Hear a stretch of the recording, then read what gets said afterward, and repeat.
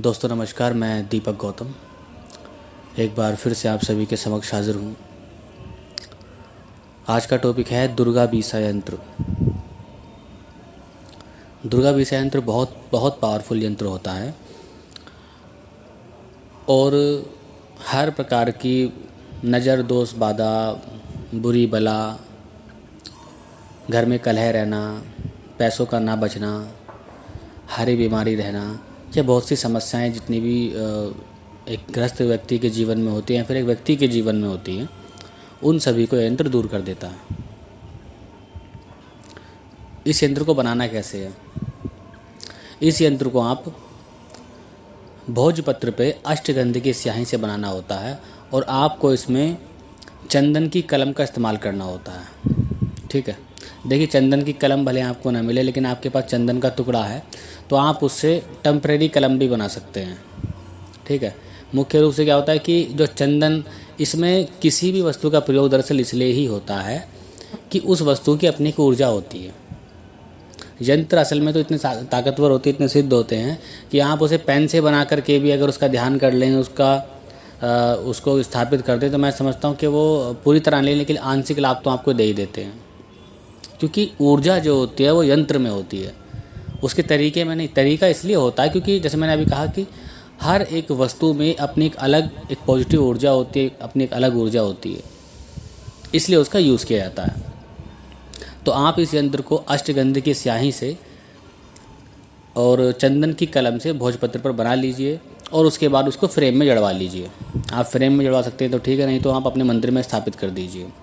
और उसके बाद दुर्गा जी का यानी कि नवाड़ मंत्र को उसका पूजन कीजिए, धूप दीप दीजिए। उसके बाद नवाड़ मंत्र से मंत्र जाप कीजिए, तो आपको बहुत बहुत ज़्यादा लाभ मिलेगा, बहुत ज़्यादा आपको लाभ मिलेगा। और जैसे मैंने भी कहा कि यंत्रों का मतलब ये नहीं है कि आपके पास अगर कोई चीज़ है नहीं, कोई चीज़ अवेलेबल नहीं है तो आप उसको नहीं कर पाओगे। कई बार ऐसा होता है कि आप बाज़ार से या फिर ऑनलाइन अगर आप कोई भी अष्टगंध मंगवाते हैं तो वो पूरी तरह ओरिजिनल नहीं होती है। ओरिजिनल चीज़ें मिलना बड़ी मुश्किल हो जाती हैं। ठीक है, लेकिन इसका मतलब ये नहीं कि ओरिजिनल नहीं मिली, थोड़ी बहुत मिलावट उसमें होती है तो आप उसका यूज़ नहीं कर सकते हो। बिल्कुल यूज़ कर सकते हो, क्योंकि मुख्य शक्ति जो होती है ना, वो यंत्र के अंदर होती है। जैसे जितने लोगों ने रेकी सीखी होगी उनको पता होगा कि जो यंत्र यानी कि जो सिंबल्स वो इस्तेमाल कर रहे हैं उसमें किसी प्रकार की चीज़ें नहीं होती है कि आपको अष्टगंध से लिखना है, किसी और चीज़ से लिखना है। हालांकि वो अलग विज्ञान है और जो मैं यहाँ की बात बता रहा हूँ, यंत्रों की बात बता रहा हूँ, ये अलग विज्ञान है और दोनों की अपनी महत्वता है। लेकिन मुख्य रूप से जो शक्ति होती है वो यंत्र में होती है। आप अगर पेंसिल से कागज़ पर लिख करके भी उस यंत्र को बना करके उसको स्थापित कर देंगे तो वो भी आपको वो ऊर्जा, वो शक्ति देगा ही देगा। वो नकारात्मकता आपके घर की निकालेगा ही निकालेगा, या फिर जो उनका आशीर्वाद होता है वो आपको मिलेगा ही मिलेगा। लेकिन विशेष प्रयोग या विशेष चीज़ें इसलिए इस्तेमाल की जाती हैं क्योंकि उन विशेष चीज़ों में अपनी की ऊर्जा होती है। जैसे आप अष्टगंध से लिखोगे तो अष्टगंध में अपनी एक पवित्र ऊर्जा होती है, एक डिवाइन एनर्जी होती है, जिसके माध्यम से वो आपके घर में उस ऊर्जा को बिखेरता चला जाएगा, आपकी ऊर्जा बनती चली जाएगी, उसका ऑरा मजबूत रहेगा। ठीक है, इसीलिए क्योंकि आप देखेंगे कि अगर हम पेंसिल से कोई चीज़ लिख रहे हैं तो पेंसिल से लिखने में जिस एक तत्व का प्रयोग किया गया है, जो भी वो स्याही होती है काली काली, या फिर पेन से जो होता है, उन सब का भी अपना एक ऑरा होता है, उन सब की अपनी एक एनर्जी होती है। इसीलिए यंत्रों का प्रयोग ज़्यादातर बताया जाता है कि हमारे हिंदू धर्म में कि आपको अष्टगंध से लिखना है, गौरवचंद से लिखना है, फलानी कलम का इस्तेमाल करना है, फलानी कलम का इस्तेमाल करना है, भोजपत्र पे लिखना है। इसीलिए इसका मुख्य रीज़न ये है। ये रीज़न नहीं है कि मतलब इनके बिना ये चीज़ें काम नहीं करेंगे, ऐसा नहीं होता है। मैंने हाल ही में एक एक्सपेरिमेंट किया था और बहुत सक्सेसफुल रहा। उस चीज़ को देखते हुए मैं ये कर रहा हूँ कि मैंने ऐसे बहुत से यंत्र हैं जो मैं आपको अभी धीरे धीरे अपनी वीडियो में लाता रहूँगा। उन यंत्रों को मैंने खुद को हील किया, उन यंत्रों से मैंने ऊर्जा ली, तो उन यंत्रों की ऊर्जा से भी मुझे बहुत लाभ मिला, क्योंकि यही तो हम रेकी में करते आए हैं। इसलिए कई बार क्या होता है कि यंत्र अपने आप में बहुत बड़ा विज्ञान है। अब यंत्रों को बनाने की जो प्रक्रियाएं होती हैं वो इतनी ज़्यादा जटिल होती हैं, कुछ प्रक्रियाएं, कि इंसान कर नहीं पाता है। कुछ ऐसे वस्तु का प्रयोग हो जाता है कि आप कर नहीं पाएंगे, या वो चीज़ आपके लिए मिलना मुश्किल हो जाता है। तो कभी भी अगर आप यंत्रों पर थोड़ा बहुत काम करना चाहते हैं, और यंत्र ऐसी चीज़ है जिनको सिद्ध नहीं करना पड़ता है, जिनके ऊपर कोई मंत्र जाप करके फूंकना नहीं पड़ता है, कुछ नहीं करना पड़ता है, वो यंत्र अपने आप में एक ऊर्जा है। ठीक है, यंत्र अपने आप में ऊर्जा है। इस यंत्र का प्रयोग आप कई जगह कर सकते हो।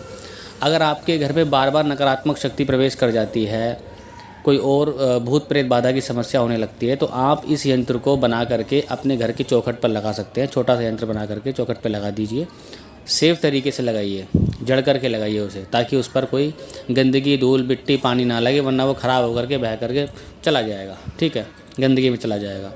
तो आप अगर इस यंत्र को बना करके और इसका पूजन करके अगर आप अपने घर के बाहर चौखट पर लगा देते हैं, तो किसी प्रकार की भूत प्रेत बाधा, किसी प्रकार की नज़र दोष आपके घर में प्रवेश नहीं करती है। अगर आप इस यंत्र का प्रयोग करके, यानी कि इसी यंत्र को अगर आप अपने घर के अपने दुकान में लगा देते हैं, या फिर उस जगह रख देते हैं जहाँ पर आप धन रखते हैं, तो इनमें धन की वृद्धि होती है। दुकान पर कोई कीलन नहीं कर सकता है, कोई कील नहीं पाता है, या फिर कीलन नहीं, सॉरी, कोई उसको बांध नहीं पाता, आपको कारोबार को नहीं बांध पाता है। तो ये उसके फ़ायदे होते हैं। या इस यंत्र को आप बना करके इसका ताबीज़ में मंड करके अगर आप खुद गले में धारण कर लेते हो, तो इससे भी काफ़ी फ़ायदा आपको मिलता है। ज़्यादातर लोग ताबीज़ इसी प्रकार से देते हैं, यंत्र को बना देते हैं, ताबीज़ में मंड देते हैं और दे देते हैं। ठीक है, पूरा काम करते हैं, ऐसी बात नहीं काम नहीं करते हैं। लेकिन हालांकि कवच को बनाने की अपनी एक प्रक्रियाएं होती हैं। अगर पावरफुल कवच बनाना पड़ता है तो उसमें अपनी प्रक्रियाएं होती हैं। तो ये नहीं कि सिर्फ यंत्र को बनाने से, यंत्र को लटकाने से आपका पूरा काम हो जाएगा। आप समझते हैं कि आपके ऊपर भीषण से भीषण तंत्र चल रहे हैं, तो आप यंत्र को बना करके अपने गले में टांग लें तो आप भीषण से भीषण तंत्रों से बच सकते हैं। नहीं, उतना नहीं होता है, क्योंकि कोई भी यंत्र या कोई भी कवच अगर किसी साधक द्वारा बना कर दिया जाता है तो वो ज़्यादा पावरफुल होता है, क्योंकि उसमें उस साधक की ऊर्जाएं होती हैं। ठीक है, लेकिन आप प्रयोग में, जैसे मैंने कहा कि आप प्रयोग में ला सकते हैं, तो प्रयोग के लिए आप ताबीज़ बनाइए, कवच बनाइए, अपने मंदिर में स्थापित कर दीजिए, माँ दुर्गा का पाठ कीजिए, आपको विशेष लाभ मिलेगा ही मिलेगा।